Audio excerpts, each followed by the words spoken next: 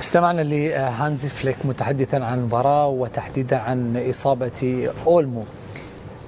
في استوديوهات سابقة تحدثنا كثيرا عن بعض النجاحات خاصة لأرني سلوت، وذكرنا كابتن بأن شهر مارس بالنسبة لليفربول وسلوت كان شهرا حاسما، خسر فيه الكثير من المباريات الحاسمة، خسر مع نيوكاسل في كأس الرابطة، خرج من المباراة النهائية دون تحقيق لقب، وخرج مع باريس سان جيرمان اللي كان أفضل في المباراتين، وبالتالي تبقى له فقط لقب الدوري.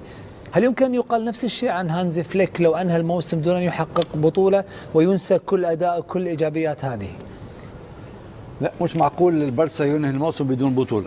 صعب بصراحة، صعب. لازم يفوز ببطولة، لأن تحس أنه الفريق ما تراجعش في وقت ما يتراجع. بس هو ما حسم ولا بطولة إلى اليوم، هو 3 نقاط عن ريال في الكاس، تعادل ذهاب مع أتلتيكو. صح، أنا أقصد دوري كاس تشامبيونز، بقية تشامبيونز ليج، وعنده الكأس وعنده البطولة. ربنا كريم.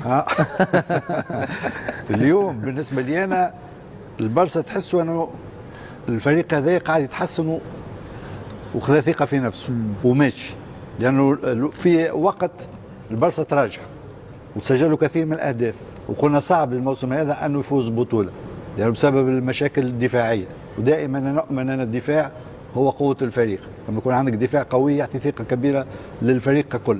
دفاع اليوم بعد تقريبا هزيمته ضد أتلتيكو مدريد تحسن كثير، وهضموا طريقة اللعب وهضموا أفكار المدرب فليك، وشاهدنا من الناحية الدفاعية الفريق هذا في مستوى جيد، وهذا ما خلى الهجوم يتحسن ويتطور. واليوم الفريق بعد 19 مباراة لم ينهزم. في ديسمبر يناير الكل كان يقول ريال مدريد بطل الدوري أو ريال أتلتيكو، وفي وقت ما 7 نقاط بين الريال والبارسا، وستعرف أن الريال لما يكون في المرتبة الأولى صعب يخسر 7 نقاط بصراحة.